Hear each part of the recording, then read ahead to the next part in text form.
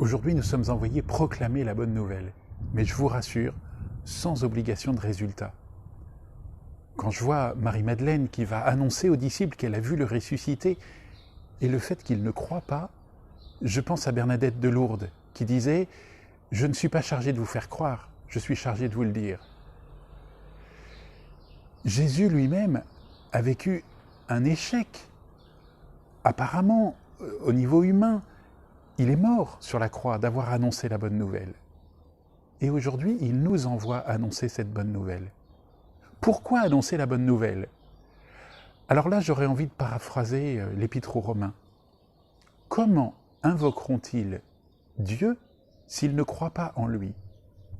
Mais comment croiront-ils en lui s'ils n'ont pas entendu la proclamation? Comment entendront-ils la proclamation si personne ne proclame? Et comment proclamer si nous ne sommes envoyés? C'est le point de départ. Aujourd'hui, Dieu, Jésus, nous envoie proclamer la bonne nouvelle. Comment proclamer? En parole et en acte. En parole, c'est évident dans le texte d'aujourd'hui.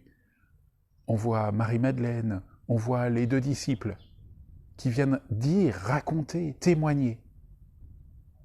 Et puis, les versets qui suivent juste notre évangile d'aujourd'hui parlent des signes qui accompagnent la proclamation. Il ne s'agit pas simplement de dire, mais aussi de faire.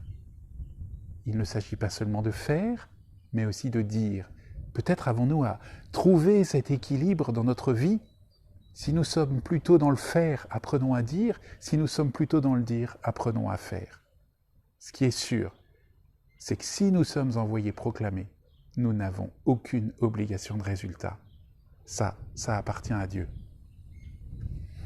Seigneur, merci de nous envoyer dans ce monde pour proclamer, témoigner de ta bonne nouvelle. Donne-nous d'être des témoins de ta résurrection, en acte et en parole et en acte, pour que ton royaume grandisse dans le monde.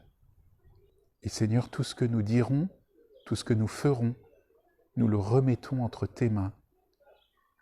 Le fruit que cela portera t'appartient.